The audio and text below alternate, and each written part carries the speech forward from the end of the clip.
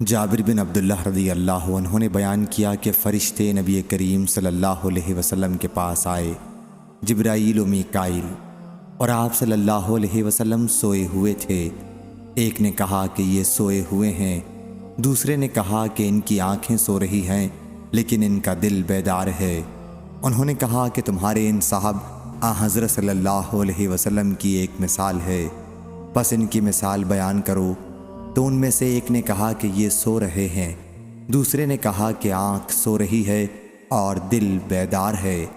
انہوں نے کہا کہ ان کی مثال اس شخص جیسی ہے جس نے ایک گھر بنایا اور وہاں کھانے کی دعوت کی اور بلانے والے کو بھیجا، پس جس نے بلانے والے کی دعوت قبول کر لی وہ گھر میں داخل ہو گیا اور دسترخوان سے کھایا، اور جس نے بلانے والے کی دعوت قبول نہیں کی وہ گھر میں داخل نہیں ہوا اور دسترخوان سے کھانا نہیں کھایا۔ پھر انہوں نے کہا کہ اس کی ان کے لیے تفسیر کر دو تاکہ یہ سمجھ جائیں۔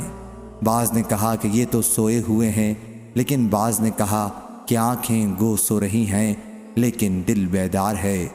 پھر انہوں نے کہا کہ گھر تو جنت ہے اور بلانے والے محمد صلی اللہ علیہ وسلم ہیں، پس جو ان کی اطاعت کرے گا وہ اللہ کی اطاعت کرے گا، اور جو ان کی نافرمانی کرے گا وہ اللہ کی نافرمانی کرے گا، اور محمد صلی اللہ علیہ وسلم اچھے اور برے لوگوں کے درمیان فرق کرنے والے ہیں۔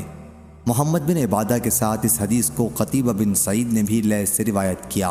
انہوں نے خالد بن یزید مصری سے، انہوں نے سعید بن ابی ہلال سے، انہوں نے جابر رضی اللہ عنہ سے کہ حضرت صلی اللہ علیہ وسلم ہم پر بیدار ہوئے، پھر یہی حدیث نقل کی۔ اسے ترمذی نے وصل کیا۔ صحیح بخاری حدیث